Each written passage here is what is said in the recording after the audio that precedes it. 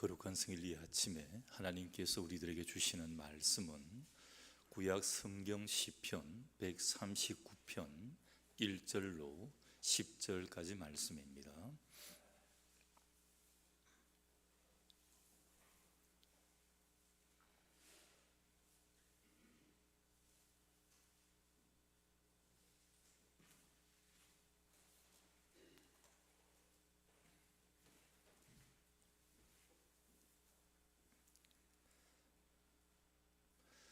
여호와여, 주께서 나를 살펴보셨으므로 나를 아시나이다. 주께서 내가 안고 일었음을 아시고 멀리서도 나의 생각을 밝히 아시오며 나의 모든 길과 내가 눕는 것을 살펴보셨으므로 나의 모든 행위를 익히 아시오니 여호와여, 내 혀의 말을 알지 못하시는 것이 하나도 없으시니이다.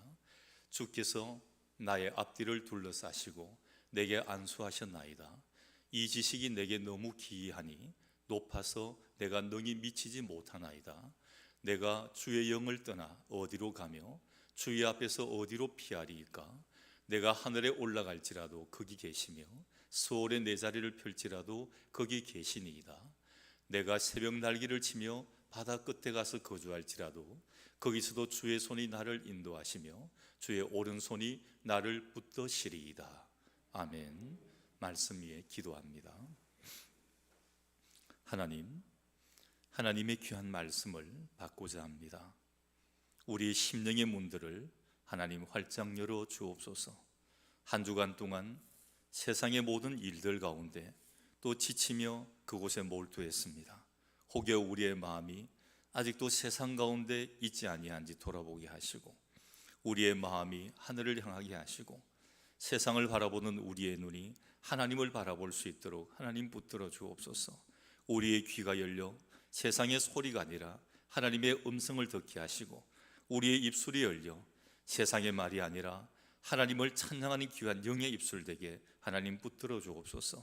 주시는 귀한 말씀이 우리의 심령과 관절과 골수를 찔러 쪼개게 하여 주옵소서. 부족한 종 감추시고 하나님 직접 말씀하여 주시옵소서. 예수님 이름으로 기도드리옵나이다. 아멘. 어느 수도원에 아주 등막 높은 수도원 원장님이 계셨습니다. 그런데 원생들이 이 원장님을 향해서 뭔가 한 가지 불만이 있습니다. 참 다 좋습니다. 은혜로우시고 아주 지식도 많으시고 영적으로도 충만하신데 꼭 그 원생들 가운데 한 사람만을 편애하는 것 같이 느껴지는 겁니다. 근데 문제는 이 편애하는 아이가 잘나고 똑똑한 이런 아이가 아니라 뭔가 자기들이 봐도 자기들보다 한참 좀 뒤떨어지는 그런 아이라는 겁니다. 왜 원장님이 저 아이만 좋아할까? 그래서 불만이 쌓여만 갑니다. 그러던 어느 날 마침내 제자들이 모여 이 원장님께 항의를 했습니다. 아니 원장님, 우리 다 같이 원생들인데 왜 저 아이만 원장님이 특별히 이뻐하고 특별히 아끼십니까? 그래서 원장님이 그들에게 그래 좋다, 그러면 내가 문제를 하나 낼 테니까 그것을 풀어가지고 와보라. 그러면 내가 왜 이 아이를 특별히 사랑하는지 너희들이 알게 될 것이다. 이렇게 말한 원장님은 원생들을 한 사람씩 불러다가 새를, 살아있는 새를 한 마리씩 나누어 줍니다. 원생들 모두가 다 새를 한 마리씩 받았어요. 근데 꼭 하나 지켜야 될 것이 이 새를 죽여야 되는데 아무도 안 보는 데 가서 새를 죽여가지고 나한테 가지고 와라. 별로 어려운 일이 아니었습니다. 절대 아무도 보지 않는 곳에서 죽여야 된다. 원장님의 말씀이었습니다. 이제 이 문제를 시간이 다 되어서 제자들이 한 사람 한 사람 이 새를 가지고 돌아옵니다. 다 하나같이 죽은 새를 들고 온 겁니다. 근데 문제는 원장님이 가장 사랑하는 원생, 지금 문제의 발단이 되었던 이 원생이 나타나지를 않는 거예요. 그래서 원생들은 생각을 합니다. 조금 모자라고 덜 떨어진 아이니까 당연히 그럴 것이다 생각을 했는데 한참 있다가 늦게 나타나는 겁니다. 그리고 그 손에는 살아있는 새를 그대로 가지고 오는 것입니다. 그러면 그렇지 하고 이 원생들은 쾌재를 부릅니다. 원장님이 묻습니다. 이 아이에게 왜 내가 시키는 대로 하지 아니하고 너는 이 새를 그대로 살려가지고 가지고 왔느냐. 이 아이가 대답을 합니다. 원장님께서 아무도 보지 않는 곳에서 이 새를 죽이라고 그랬는데 자기가 어디 구석에 가고 굴 속에도 들어가 보고 저쪽 구석에도 가보았지만 아무리 보아도 하나님은 보고 계셨습니다. 그래서 제가 원장님 말씀대로 하면 아무도 보지 않는 곳에서 죽이라 그랬는데 하나님이 보시기 때문에 나는 죽일 수가 없었습니다. 그때 원장님이 미소를 지으십니다. 그리고 원생들에게 이야기를 합니다. 내가 이 아이를 특별히 사랑하는 이유를 너희들 이제야 알겠느냐. 여러분, 그렇습니다. 하나님은 언제나 우리를 지켜보고 계십니다. 우리 신앙생활 초반에는 이렇게 생각을 해요. 교회에 오면 예배 시간에만 하나님이 지켜보신다. 근데 그것도 오래되면 그 두려움도 사라져요. 예배 시간 누구는 허투루 갑니다. 1시간 땜빵 이렇게 생각하는 분들도 꽤 많이 생겨집니다. 근데 처음에는 그런 생각이 없어요. 처음에는 예배 시간이면은 옷차림도 깔끔하게 하고 전날 되면 목욕도 하고 또 말씀도 준비를 하고 미리 어떤 말씀인가도 보고 막 이렇게 하는데 이게 세련됐다라고 하는 표현이 좀 안 맞을 거예요. 주일날 아침에도 오면 막 떠들고 하는 게 아니고 자기 자리에 앉아서 주보를 펼쳐가지고 그것만 해도 30분 더 걸립니다. 오늘 찬송이 무엇일까? 오늘 주시는 말씀은 무엇일까? 오늘 본문을 찾고 그리고 말씀의 제목과 그 본문을 이렇게 연결해 보면서 이렇게 기도를 합니다. 하나님, 오늘 주시는 말씀은 무엇입니까? 깨닫게 해주십시오. 그 30분 더 걸려요. 그래서 우리 PPT 처음 화면에 보면 조용히 묵상합시다 이래 놨잖아요. 이게 기도하고 말씀 보고 묵상하고 그게 여러분 예배 시간에 처음 오면 할 것이에요. 근데 그렇지 않는 경우도 많잖아요, 그죠? 한 주일 동안 떨어져 있었으니까 우리식으로 세실도 해야 되고 떠들어야 되고 부탁할 것도 많고 할 말도 많고 그리고 들어오면은 마음의 흥분이 가라앉지 않습니다. 여러분, 어떤 일을 우리가 준비를 할 때도 큰 일을 앞두고 나면 많이 마음적인 준비를 해요. 예전에 우리 어른들은 이 정한수 물 한 그릇을 뜯어 놓고 밤에 저 달을 보고 절하며 뭐 해달라고 기도하지 않았어요. 하다못해 그런 무속신앙을 할 때도 최소한 찬물에 가서 목욕 재개를 하고 깨끗한 옷을 챙겨 입고 그리고 그 무속신앙 돌에게 달에게 나무에게 빌었습니다. 우리는 살아계신 하나님 앞에 나오는 거잖아요. 근데 이게 너무 무뎌진 거예요. 너무 세련되어 버렸습니다. 너무 숙달되어 버렸어요. 그래서 예전에 첫사랑을 잊어버린 겁니다. 우리가 예배를 어떻게 드려야 되는지 그 귀한 간격을 잊어버린 거예요. 얼마나 귀한 자리인데 내가 어떻게 예배를 드려야 되는데 그것을 잊어버리고 있었다는 것입니다.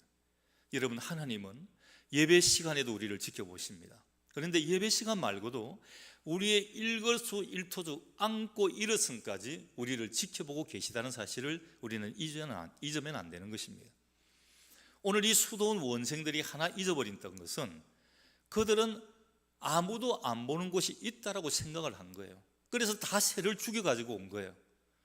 그런데 자기들이 생각했던 덜 떨어진 이 아이는 하나님은 어디나 계시기 때문에 자기를 보고 계시다는 겁니다. 죽일 수가 없었던 거예요. 오늘 우리가 이러한 사실을 의식하지 못하고 살 때가 얼마나 많습니까? 여러분, 신앙한다는 게 무엇입니까? 신앙을 한다는 것은 하나님께서 나와 함께 하심을 의식하는 것이 신앙입니다. 신앙생활 하지 않을 때는 그냥 나 혼자 마음대로 살면 됩니다. 근데 신앙생활을 한다는 것은 하나님이 나와 함께 하심을 알고 있는 거예요. 내가 지금 이것을 하더라도 하나님이 내 앞에 계신다. 내가 지금 이 일을 할 때도 하나님이 지금 나와 함께 하신다. 두려워서 그 짓을 못하는 겁니다. 두려워서 엉뚱한 짓을 못하는 거예요. 참소하는 말이라든지 엉뚱한 짓 못하는 것입니다. 참된 말을 하게 되고 참된 봉사와 충성을 다할 수밖에 없게 되는 거예요. 그런데 한 가지는 하나님이 내 앞에 언제나 나와 함께 하시고 나를 지켜보고 계심을 깨닫지 못하는 영적으로 아둔한 사람들은 그냥 마음대로 살아가는 것입니다. 마음대로 행동합니다. 마음대로 생각합니다. 마음대로 말합니다. 하나님 모르시겠지. 이게는 나 혼자밖에 없으니까 하나님 모르시겠지. 그래서 우리가 신앙이 성숙해질수록 하나님의 임재를 더욱 생생하게 의식을 하게 됩니다. 여러분, 믿음이 있는 사람들은 참 신중하게 행동을 합니다. 왜냐하면 나의 한 행동을 통해서 한 생명이 실족하기도 합니다. 한 생명이 살아나기도 하는 겁니다. 여러분, 먼저 믿은 우리의 모습을 바라보고 세상 사람들은 믿음에 대한 갈증을 일으키기도 하고, 어떤 사람들은 저런 사람 다니는 교회 내가 왜 나가? 교회를 핍박하기도 합니다. 저 사람이 믿는 하나님이라면 나는 하나님 믿지 않는다, 이렇게 말하기도 합니다. 처음 신앙생활을 할 때는 하나님을 의식하지 못할 때가 많습니다. 잘 모르거든요. 하나님의 임재가 무엇인지, 하나님이 나와 함께 하신다는 게 무엇인지를 잘 알지를 못할 때가 많습니다. 예배 시간에는 하나님의 임재를 느끼고 의식을 하지만 생활의 현장으로 돌아가면 전혀 그렇지 못할 때가 많습니다. 하나님을 아주 까마득하게 잊어버리고 한 주간 내내 보낼 때도 참 많습니다. 이것은 신앙이 아직도 미성숙해 있다는 그런 상태입니다. 신앙이 성숙해질수록 하나님께서 늘 내 곁에 와 계시고 나를 지켜보고 계신다는 의식을 가지게 됩니다. 여러분, 오늘 여러분의 신앙, 나의 신앙은 어떻습니까? 한번 스스로 진단하고 점검해 보시기 바랍니다. 한 주간의 삶 가운데 얼마나 생생하게 하나님의 임재를 의식을 하고 또 체험하며 살아가고 있는지 한번 돌이켜보는 것입니다. 혹시라도 하나님을 까맣게 잊어버리고 살 때가 종종 있다면 우리의 신앙을 다시 한번 정비할 필요가 있습니다. 완전히 잊어버리고 사는 것은 아니지만 하나님의 임재를 생생하게 느끼며 살지 못하고 있다면 역시 우리 신앙을 체크해 볼 필요가 있다는 것입니다. 오늘 말씀의 주제가 바로 그것입니다. 오늘 말씀을 묵상을 하면서 늘 하나님의 임재를 체험하는 신앙으로 더욱 성숙해지기를 바랍니다. 그래서 더 풍성한 하나님의 은혜와 하늘의 복을 누리는 우리 모든 성도들 되시기를 주님의 이름으로 간절히 축원합니다. 오늘 이 본문 시편 139편은 다윗의 시편으로 알려져 있습니다. 많은 신학자들이 이구동성으로 참 다윗이 많은 시편을 지었는데 그 많은 시편들 가운데서도 가장 아름다운 것으로 평가를 합니다. 저작 시기는 추정해 보건대 이 다윗의 초반기의 삶이 아니라 다윗이 신앙생활이 원숙해진 생애 말년에 지은 시가 아닐까, 이렇게 추정을 해봅니다. 이 시편에서 우리는 하나님의 임재를 아주 생생하게 느끼는 신앙을 배울 수가 있습니다. 먼저 하나님의 속성을 알 수가 있어요. 그 속성 가운데 한 가지, 전지전능하심과 현재성입니다. 오늘 이 본문에 보면 9, 9절절 하나님의 여러 가지 속성을 회화적으로 표현을 하며 찬양을 합니다. 그 중에서 가장 두드러진 속성 두 가지가 전지전능성과 현재성입니다. 첫 번째로 전지전능성입니다. 하나님은 모든 것을 아시는 거예요. 이게 전지하다는 겁니다. 특별히 우리 인생에 대한 것을 완전히 아십니다. 1절 이하를 쭉 보면 안다는 말이 계속 반복되어져 나옵니다. 1절 보십시오. 여호와여 주께서 나를 살펴보셨으므로 나를 아시나이다. 2절에 주께서 내가 안고 일어섬을 아시고, 3절에 나의 모든 행위를 익히 아시오니. 아시나이다, 아시고 아시오니. 근데 여기서 안다라고 하는 이 단어는 히브리어로 야다라는 뜻을 가지고 있습니다. 야다. 근데 우리가 보통 안다고 할 때 어떤 걸 안다 그럽니까? 자, 처음 사람을 만났습니다. 통성명을 합니다. 자, 내가 아무개입니다. 내가 어디에 사는 누구입니다. 여러분, 그 정도도 안다고 이야기를 할 수 있겠죠. 나 그 사람 악수 한번 했어. 그 사람 이름이 뭔지 알아. 그 사람 어느 동네에 사는지 알아. 여러분, 근데 이 정도만 가지고 그 사람을 완전히 안다고 말할 수 있겠습니까?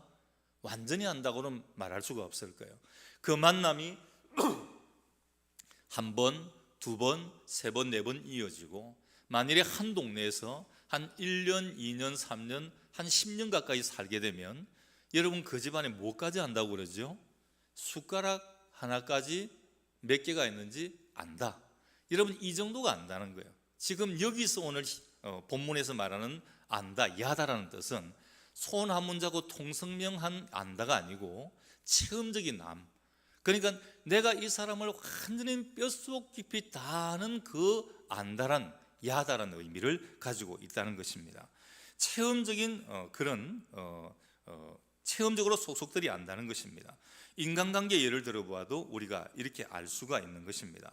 나 자신보다 나에 대해서 더 잘 알고 계신 그 분이 바로 하나님이십니다. 이런 사실을 가리켜 예수님은 뭐라고 말씀을 하냐 하면 하나님이 우리의 머리털 숫자 하나까지도 세시고 계신다라고 말씀을 합니다. 여러분 이 정도가 되면 내가 오늘 기도하다가 뭐 하나 빠뜨려 먹었어. 하나님이 아실까요? 모르실까요? 아십니다. 우리가 다 구하지 않아도 하나님의 나라와 그 의를 구해도 그 모든 것을 주시마라고 하셨던 하나님이신데 우리가 구하지 않아도 아십니다.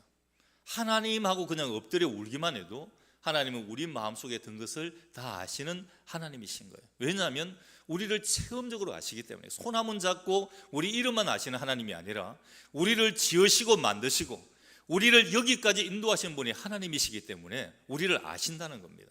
나를 지으신 분이 나보다 나를 더 잘 아시는 거예요. 그 하나님이 나를 아신다고 말씀을 하고 계시는 것입니다. 오늘 본문 6절에 보면 이 하나님의 전지성이 얼마나 놀라운지를 찬양을 합니다. 이 지식이 내게 너무 기이하니, 놀랍다는 겁니다. 높아서 내가 능히 미치지 못하나이다. 너무 놀랍고 높아서 내가 능히 미치지 못한다. 또 하나님은 모든 것을 하실 수 있는 전능자가 되십니다. 앞에까지는 전지하신 분이고 전능하신 것입니다. 13절 14절에 보게 되면 우리 인체 신비에 관해서 노래를 합니다. 주께서 내 내장을 지으시며 나의 모태에서 나를 만드셨나이다. 내가 주께 감사하옴은 나를 지으심이 심히 기묘하심이라. 주께서 하시는 일이 기이함을 내 영혼이 잘 아나이다. 하나님이 우리의 오장육부를 창조하셨다는 겁니다. 그 신비로움이 너무 놀랍고 너무 놀라워서 기묘하다, 기이하다 말을 합니다. 한마디로 원더풀이라는 겁니다. 너무 기가 막히다, 깜짝 놀랄 일이다. 여러분 우리의 인체를 가만히 들여다보면 신기하지 않습니까? 참 자동이에요. 이런 전자동이 없어요. 여러분 내가 숨을 쉰다고 숨을 쉬십니까? 그렇지 않잖아요.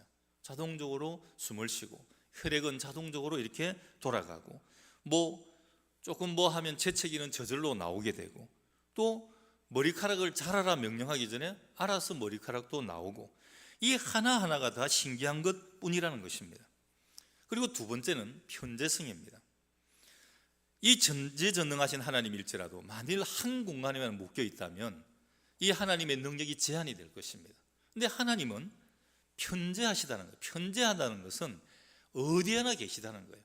땅에도 계시고 하늘에도 계시고 이쪽에도 계시고 저쪽에도 계시다는 것입니다. 무소부재성이라고 말을 하는 것입니다. 8절에 보면 내가 하늘에 올라갈지라도 거기 계시며 서울의 내 자리를 펼지라도 거기 계시니이다. 하늘 꼭대기로 올라가도 땅속 깊이 내려가도 거기에 하나님이 계시다는 것입니다. 9절 10절에 보면 내가 새벽 날개를 치며 바다 끝에 가서 거주할지라도 거기에서도 주의 손이 나를 인도하시며 주의 오른손이 나를 붙드시리이다. 이렇게 말씀을 합니다. 새벽 날개는 동력의 해가 떠오를 때 비추는 햇살을 가리킵니다.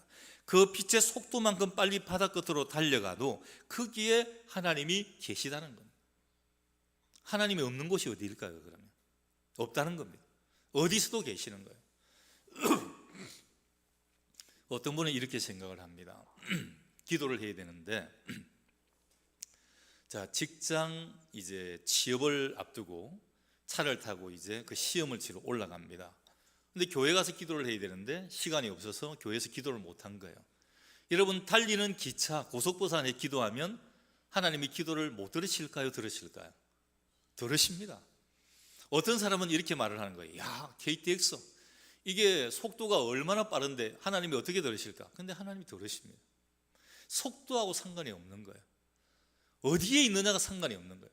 내가 어떤 마음으로 하나님 앞에 간구 드리느냐에 따라 응답이 되기도 하고 응답이 되지 않기도 합니다. 하나님이 들으시기도 하고 듣지 않으시기도 합니다. 교회에 앉아 있어도 중언부언하고 딴 생각하고 하나님의 뜻과 맞지 않는 것을 드리게 된다면 하나님은 그 기도 듣지 않으시는 겁니다. 상달되지 않는다는 사실입니다. 예레미야 선지자도 하나님의 편재성에 대해서 이렇게 표현을 합니다. 예레미야 23장 23절 이하에 여호와의 말씀이니라. 나는 가까운 데에 있는 하나님이요 먼 데에 있는 하나님은 아니냐. 여호와의 말씀이니라. 사람이 내게 보이지 아니하려고 누가 자신을 은밀한 곳에 숨길 수 있겠느냐. 여호와가 말하노라. 나는 천지에 충만하지 아니하냐. 하나님은 온 천지에 충만해 계시다는 사실입니다. 그리고 감찰하시는 하나님이에요. 이 전지전능하시고 편재하신 하나님은 항상 우리를 지켜보고 있습니다. 1절에서 3절에 보면 여호와여 주께서 나를 살펴보셨으므로 나를 아시나이다. 주께서 내가 앉고 일어섬을 아시고 멀리서도 나의 생각을 밝히 아시오며 나의 모든 길과 내가 눕는 것을 살펴보셨으므로 나의 모든 행위를 익히 아시오니 그 하나님의 시선을 절대 피할 수가 없습니다. 내가 주의 영을 떠나 어디로 가며 주의 앞에서 어디로 피하리이까? 7절 말씀에 주의 눈길을 피할 수가 없다는 것입니다. 그래서 하나님의 시선은 피할 수 없는 시선입니다. 하나님은 우리의 은행 심사를 훤히 들여다보고 계십니다. 그래서 계시록 1장 14절은 이 말씀에 대해서 하나님의 눈은 불꽃 같은 눈이다 이렇게 표현을 하고 있습니다. 그럼에도 불구하고 그 시선은 항상 흔히 우리가 경험하는 부담스러운 시선이 아니에요. 여러분 누가 여러분을 빤히 쳐다보고 있으면 좀 어때요? 부담스럽습니까? 부담스럽지 않습니까? 부담스러워요.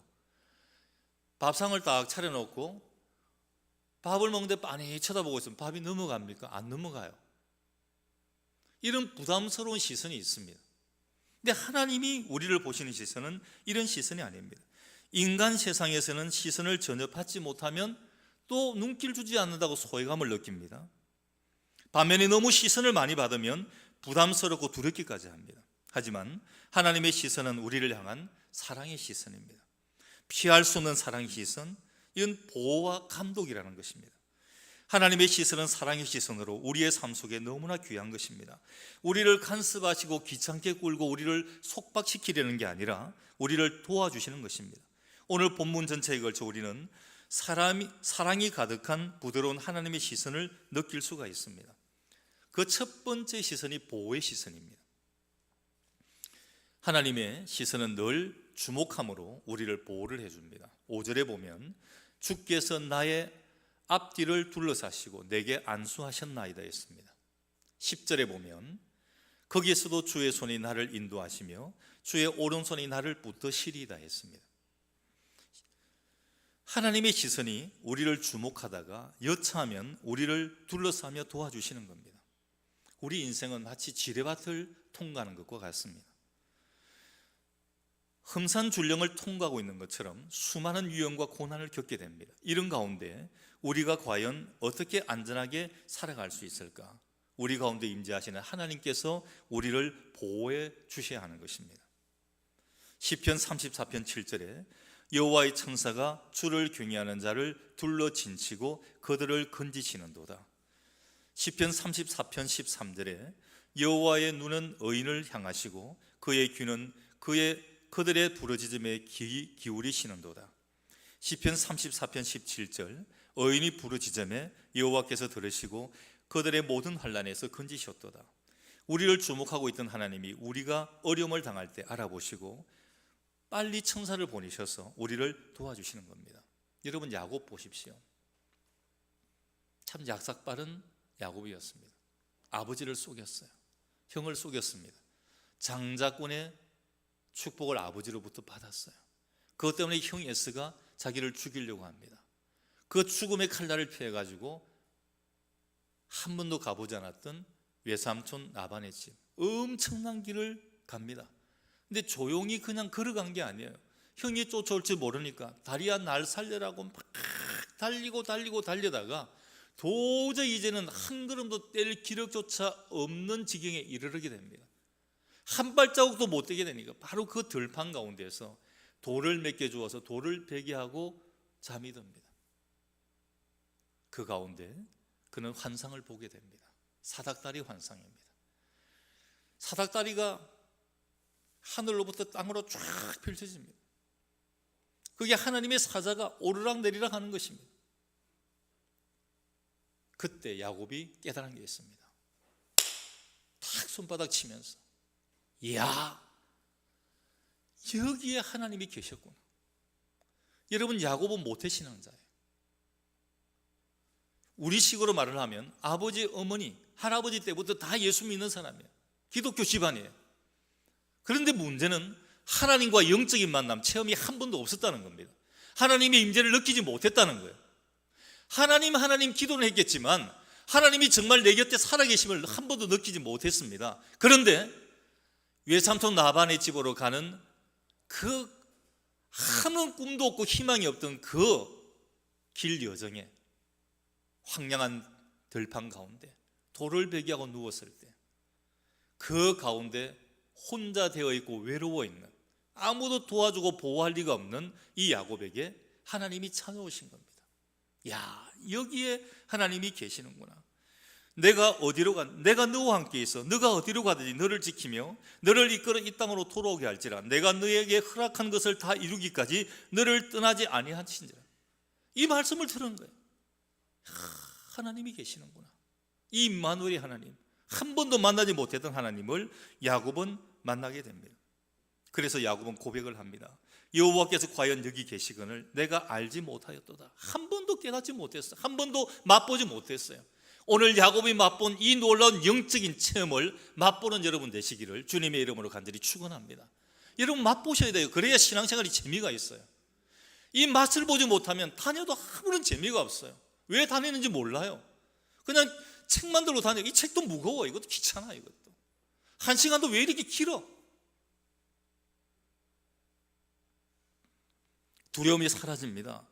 하나님의 임재에 대한 탄성입니다. 거리에 20년 동안 타향살이를 했지만 하나님이 야곱을 늘 지켜주시고 그를 돌봐주시고 보호해 주셨습니다. 그 결과 야곱은 거부가 되어서 고향으로 돌아옵니다. 또 다니엘서에 보면 다니엘이 사자굴에 들어갔을 때 머리털 하나도 다치지 않게 했어요. 다니엘의 세 친구가 풀무불에 들어갔을 때 평소 때보다 7배나 더한 용광로 불입니다. 그 불을 지피던 사람이 불에 타 죽을 정도의 그런 화력이었습니다. 근데 거기 들어갔는데 머리털 하나도 타지 않은 겁니다. 하나님은 그들을 주목하시고 보호하셔서 털끝 하나도 다치지 않도록 도와주셨던 것입니다. 어떤 아이가 친구 생일날 초청을 받았어요. 요즘처럼 아파트 살고 이런 게 아니고 아주 오랜 옛날입니다. 이 동네에 집이 하나 있고 저 동네에 집이 하나 있고 그런 아이였어요. 이 아이가 막 쪼릅니다.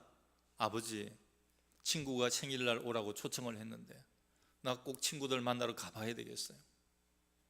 근데 막 추운 겨울날이고 산을 하나 넘어야 되고 막 눈이 오는 날입니다. 아버지가 단번에 안 된다고 그럽니다. 아이가 생일잔치 가는 걸 방해하려고 그랬던 게 아니고 그 아들이 그 산을 넘어가다가 잘못 뗄까 봐 아버지가 말린 거예요. 근데 이 아들은 계속 간청을 합니다. 아버지 보내주세요. 친구들 만나고 싶어요. 생일잔치 가보고 싶어요. 누구도 오고 누구도 오고 누구도 다 온다는데 왜 나만 못 가요? 아버지를 조르고 또 조릅니다. 아버지가 마지못해 허락을 합니다. 아이는 뛸 듯이 기뻤습니다. 그리고 다리야 날 살려라고 막 합니다. 눈길에 넘어지기도 하고 뭐 산을 하나 넘는데 뭐 그냥 아이 걸음에 온전히 갔겠습니까? 구르기도 하고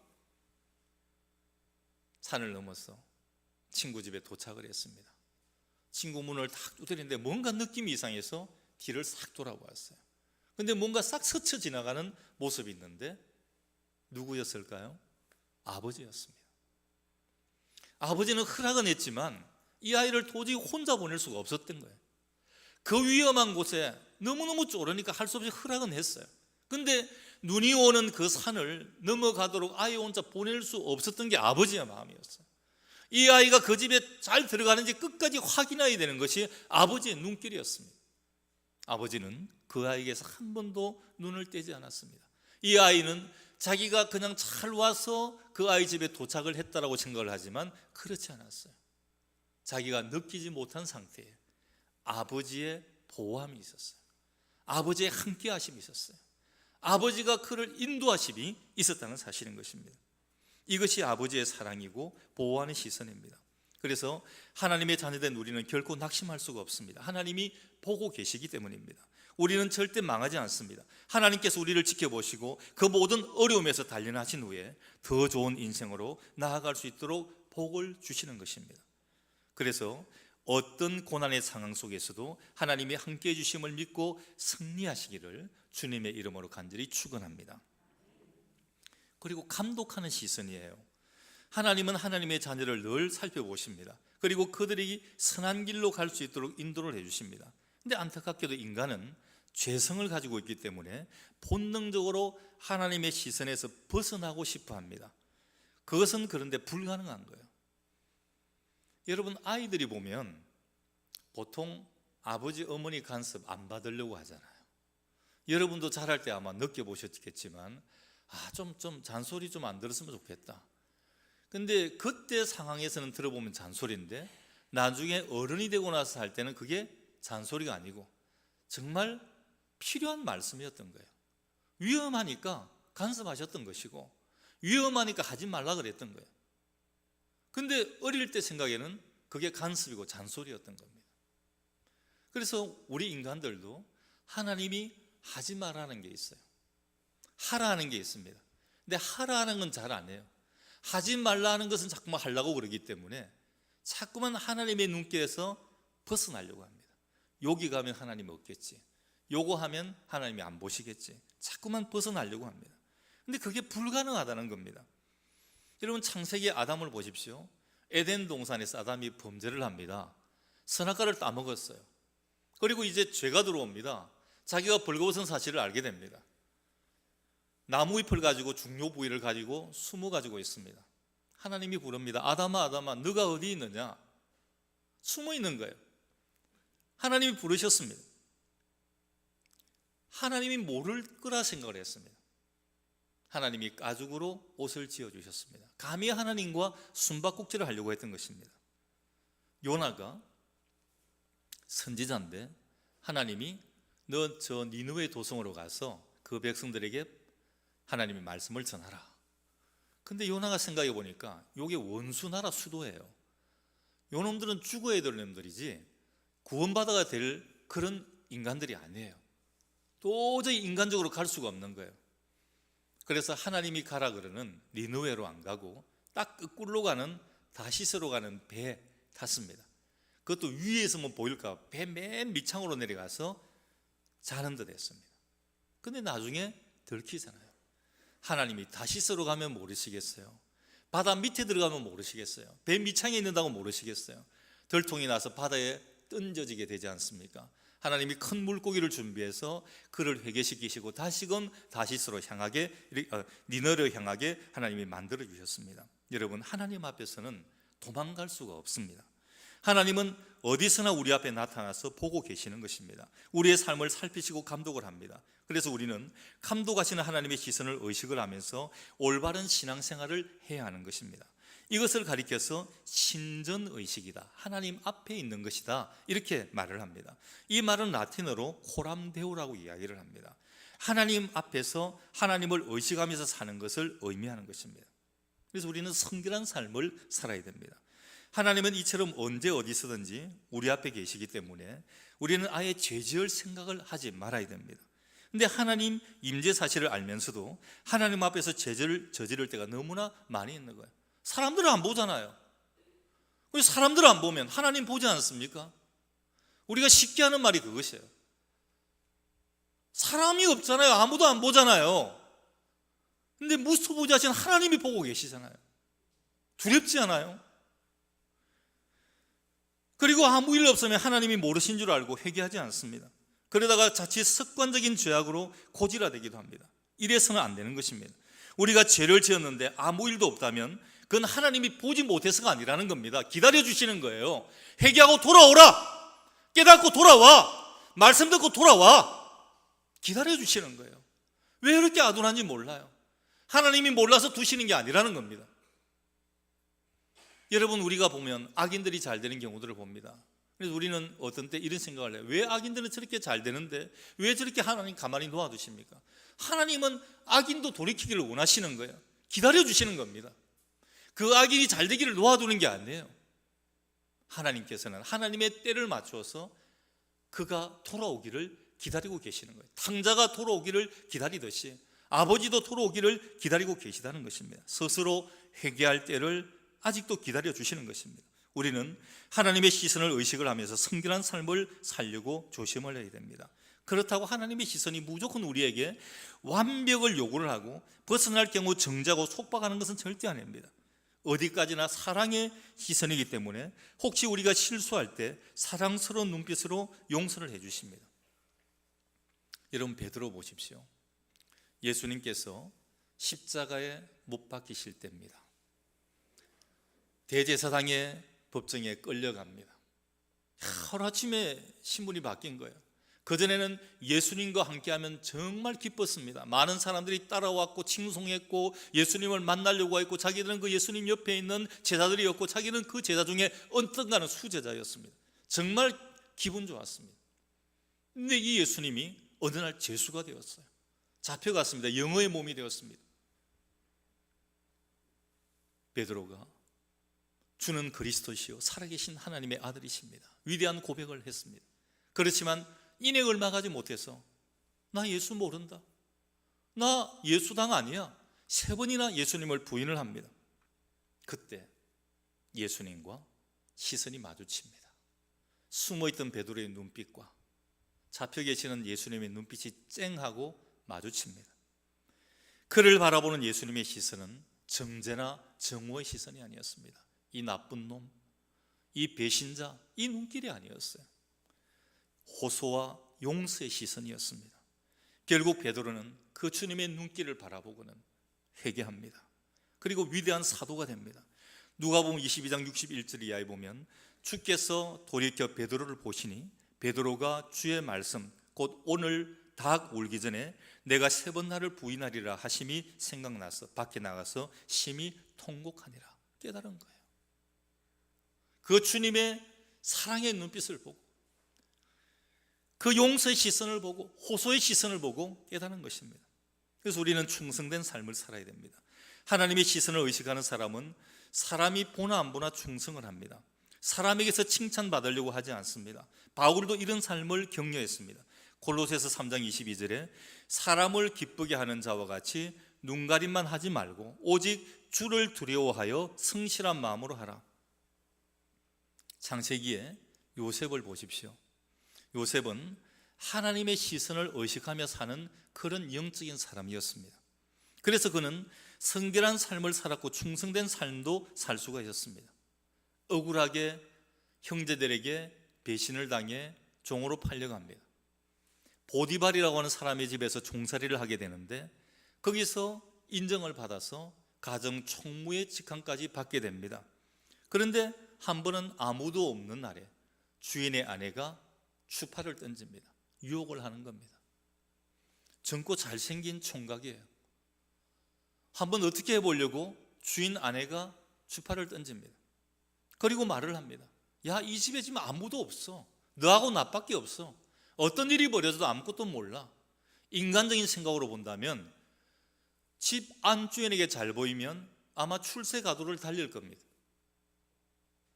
근데 요셉은 그렇게 생각하지를 않았습니다. 이 여인이 요셉을 유혹하지만 넘어가지 않습니다. 어떻게 그게 가능했겠습니까? 어떤 사람은 이렇게 생각을 해요. 요셉이 목석이라서 그렇습니다. 그렇지 않습니다. 혈기방장한 젊은 청년입니다. 요셉도 다 그런 혈기도 있고 그런 욕구도 있는 사람이에요. 근데 그는 하나님의 시선을 의식하는 사람이라 가능했던 것입니다. 보디발의 아내가 요셉에게 한 말입니다. 창세기 39장 9절에 이 집에는 나보다 큰 이가 없으며 보디발 아내에게 요셉이 한 말이에요. 주인이 아무것도 내게 금하지 아니하였어도 금한 것은 당신뿐이니 당신은 그의 아내임이라. 그런즉 내가 어찌 이 큰 악을 행하여 하나님께 죄를 지으리까. 맨 끝에 말이 중요해요. 하나님께 죄를 지으리까. 그리고 주인도 좋고 다 좋습니다. 내가 하나님이 보시는데 당신 아무도 안 본다 그러는데 하나님이 보시는데 내가 어떻게 하나님 앞에 죄를 지을 수가 있겠습니까? 요셉의 성결한 삶과 충성된 삶의 모습을 엿볼 수가 있는 것입니다. 여러분, 이런 말이 있어요. 무인도 신사가 진짜 신사라고. 여러분, 혼자 있을 때 보통 어떻게 해가지고 있습니까? 옛날에 제가 중고등학교 때 보통 중고등학교 남학생들이 여학생에 대한 환상이 있어요. 야, 여학생들은 저렇게 이쁘고 저렇게 하니까 집에 있을 때도 참 이쁘게 해가지고 있을 거다. 근데 어떤 선배가 이야기를 하다가 꿍 깨라 그러더라고요. 솔직히 여자들이 혼자 있을 때 남자들보다 더 좀 추죽해가지고 있다, 이렇게 얘기는, 뭐 확인은 안 해봐서 모르겠습니다. 뭐 더럽게 해 있는지. 저는 여자 형제가 없으니까 뭐 더럽게 해 있는지 어떻게 했는지 보지는 못했어요. 근데 우리 딸아이를 보니까 이해가 좀 돼요. 딸아이가 클 때 가만히 보니까 얘가 뭐 지금도 꾸미고 하는데 별로 관심이 없지만 집에 있을 때는 뭐 그냥 엉망입니다. 뭐 나갈 때도 뭐 좀 씻는 것 말고는 별로 뭐 화장하고 이런 게 별로 없기는 없는데, 자기 동생 옷 그냥 주워 입고 그냥 나가버립니다. 동생이 기겁을 합니다. 왜 내 옷을 입고 갔느냐? 따뜻하니까 입고 갔대요. 안에 털 달린 거.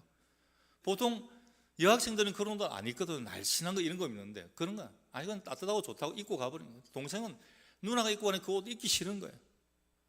그래 보니까 이 아이를 보니까 여학생들이 이 아이 기준으로 본다면 좀 그렇게는 그렇겠다, 이런 생각이 좀 들기는 됩니다. 여러분, 남자들도 마찬가지고 어른들도 마찬가지입니다. 여러분, 정말 혼자 있을 때는 참 우리가 마음대로 살 때가 참 많이 있습니다. 마음대로 행동할 때도 참 많이 있다는 사실인 것입니다. 혼자 있을 때 그렇다고 넥타이 매라는 게 아니에요. 양복 입으라는 것도 아닙니다. 사람이 보나 안 보나 하나님 앞에서 성결하고 충성된 삶을 살아가는 것이 성숙한 신앙인의 모습이라는 이 말씀입니다. 사랑하는 우리 단산의 성도 여러분, 오늘 하나님이 귀한 말씀을 우리에게 주셨습니다. 여러분은 매일의 삶 속에서 얼마나 하나님의 시선을, 하나님의 눈을 의식하며 살아가고 있습니까? 한번 곰곰이 생각해 보십시오. 우리는 의식을 하든지 의식하지 않든지 하나님의 이 시선을 피할 수가 없습니다. 그래서 적극적으로 하나님의 시선을 의식을 하면서 환난과 고난이 많은 세상에 살지라도 우리 승리의 확신을 가지고 담대하게 살아가야 할 것입니다. 더 나아가 사람의 눈치 보지 말고 하나님 앞에서 성결하고 충성스러운 모습으로 살아가야 합니다. 그래서 남은 생이 날이 갈수록 복되고 아름다운 삶을 살아가시기를 주님의 이름으로 간절히 축원합니다. 기도합니다. 하나님, 하나님의 귀한 말씀을 우리의 신비에 담고 새깁니다. 어디로 피하리까? 피할 길이 없습니다. 하나님의 눈길은 우리가 배 밑창으로 내려가도, 어느 굴 속에 들어가도, 어느 구석에 있더라도 하나님의 눈길을 피할 수가 없습니다. 그래서 요셉은 고백하지 않습니까? 하나님께서 보고 계시는데 내가 어떻게 이 악을 행할 수가 있겠습니까? 아무도 없어도 하나님이 보고 있습니다. 코람데오의 삶, 오늘도 하나님은 우리에게 이 삶을 요구를 하십니다.